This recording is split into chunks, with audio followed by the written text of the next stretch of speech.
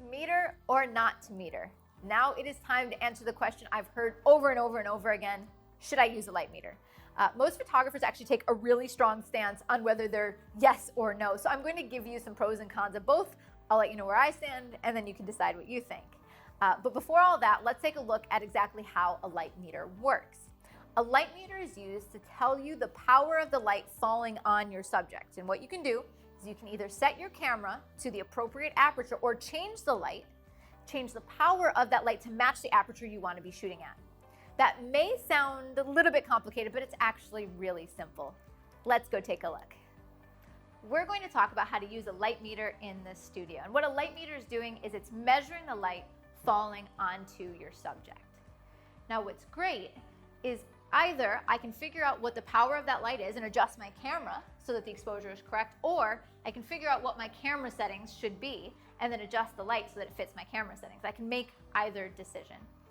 So I'm going to show you both of these approaches. But first we should talk about how to use the meter. Now let's say that the approach I'm going to use is I've already decided my shutter speed and my ISO. So let's say that I've decided I want to shoot at 1/200th of a second, ISO 100. I can then take a meter reading of the light and it's going to tell me the aperture to set my camera at. Let's say that I've already decided the camera settings I want to be shooting at. I want to be shooting at ISO 100, 1/200th of a second, and I've decided my aperture is going to be 5.6.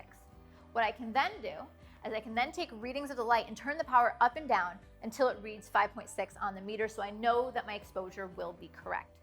So either way, I'm getting rid of all of the guesswork. As you may have noticed on this meter, there's a dome, and you can actually take a meter reading with the dome out or with the dome in. I'm going to give you an idea for the logic behind using either method. So let's actually pop over and take a look with our model. Okay.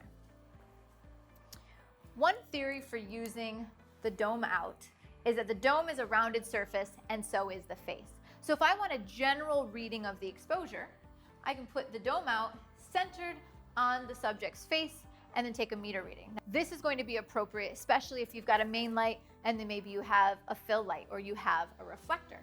And so you can take a reading. Now what I need to do is I actually need to fire my strobe, and some of the more expensive light meters actually have the ability to fire ProPhoto strobes or have Pocket Wizard hookups built into them, but this one does not. So I'm going to hit the measure button on the side of the meter, point it back towards my camera, and so I'm getting a reading of 4.0. So what I'm going to do is I'm going to set my camera to 4.0 and take a picture. So it's telling me the light falling on my subject. And that's what it looks like at 4.0. So if you look, got rid of all the guesswork, it's a correctly exposed picture. Now this idea makes sense of pointing it back towards the camera when the main light is in the front. But what happens if I have that main light in the back? Maybe it's short light, maybe it's a rim light. Well, in that case, pointing it back towards camera won't work anymore, and I can actually move the angle of my meter. So it doesn't actually need to be pointed back towards camera, and it actually won't work if your light isn't in the front.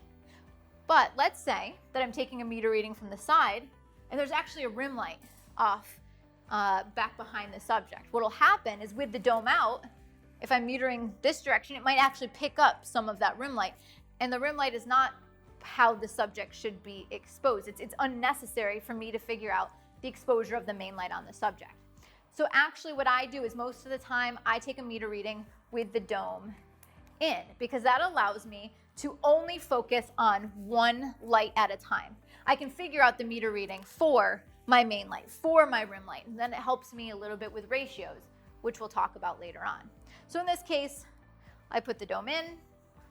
I'm going to take another reading, this time pointed at the light source. I want to know the light falling on the subject's face from that light. So what's the exposure there? And so it gives me a little bit more than 4.5. So let me take a shot at 4.5.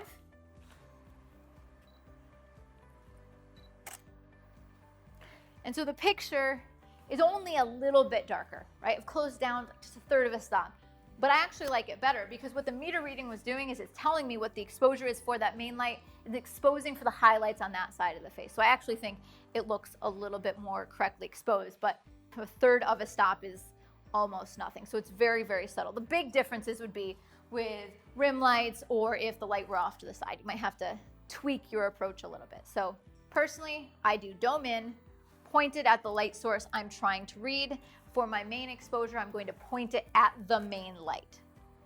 So this is the approach I want to take if I want my meter to tell me what aperture to set my camera at. But I can also take a different approach. So let's say I've decided, actually, I want to set my camera at an aperture of f11. For some reason, maybe there's multiple people in the scene. I want a greater depth of field. Well, now I've picked all the variables, but you don't set that last variable on here. What you're going to do is you're going to continue to take readings until that light reads f11. So I'm going to turn the power up because right now it's at f4.5. So let me turn this light up. Let's see. Oh, I'm real good. It's f11. Yep, f11 exactly there. And the reason that I knew this is, well, I know that on my particular strobe, I know how to increase by stops. And when I go from a setting of 6 to 7, for example, that's a stop of light. So I was able to quickly do that math in my head. But the meter helps me know that. So I'm at f11, and I'm able to get the settings that I want. And so there, another correctly exposed image, but this time I choose where I wanted my aperture instead of asking the meter to tell me where the aperture should be at. Okay, so why should you use a light meter? I think one of the most important reasons is that it helps save you time. You don't have to fiddle around with a light and guess when you have the right exposure and take a bunch of photos. The meter is going to tell you what the exposure is going to be. So every time you move the light or change the modifier, all you have to do is grab a meter, get the reading, get the exposure right. No need to take a dozen shots or tweak the exposure to get it right again. Furthermore, if you're new to studio lighting, maybe you don't have a trained eye to know what proper exposure is. The light meter tells you what it should be every time. Now, as you progress in lighting, a light meter is going to be helpful to determine relative powers between different lights. Basically, you're controlling ratios. You can make sure you have shadow detail and highlight detail. And lastly, a light meter, for me, helps with repeatability. If I have a client where I know in the future I'm going to have to do this exact same light setup, maybe it's e-commerce, it's a series of headshots, I need to use my light meter and then take behind the scenes so I can recreate the setup exactly so that it's consistent. So in short, a light meter helps you be more precise, and it ensures repeatability, and it saves you time getting exposure right the first time. Okay, so now why would you not want to use a light meter? And to be honest, most of the time I don't use one, and that doesn't necessarily mean you should or shouldn't. Here's why. I don't use a light meter because when I was building my lighting kit, I couldn't afford one. I was just learning, and it was the dawn of digital photography, so I figured I could just check the back of my camera and check my histogram to make sure that I was getting close with the exposure. So I figured, who cares if it takes me a couple extra frames, it saves me some money.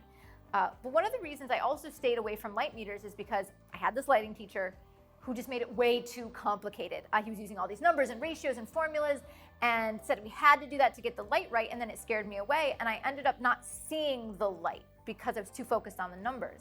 And once I didn't have him breathing over my shoulder and saying all these numbers and metering, I found that I started to get better at lighting because I didn't feel shackled by the math and the rules. I could just be creative. And the last reason that I personally don't always use a light meter is because sometimes I want to look that the light meter would give me the wrong exposure. Like sometimes I want something darker and moodier and underexposed, and sometimes I want it to be brighter and more ethereal, and the light meter would tell me to do something different. Okay, so you've seen the arguments for using a light meter and against, and I would say that a light meter is a pretty useful learning tool, and so if you can borrow one or maybe buy a used one, it's definitely not going to hurt. For example, I often supply behind-the-scenes lighting diagrams when I'm putting together shoots, and I show the power outputs of each of the lights. So the light meter is going to show you how to recreate these with accuracy. Otherwise, you're just kind of guessing how to get close to that look. In the initial gear guide, I've recommended a light meter that I use. You don't need anything fancy. It just needs to be able to take a strobe meter reading. something like a 15-year-old light meter is still going to do the trick. Newer and fancy ones have things like touch screens, or they can fire the strobe directly from the meter, but these don't change the functionality at all. So used, old, doesn't matter, but I think it could be a useful learning tool.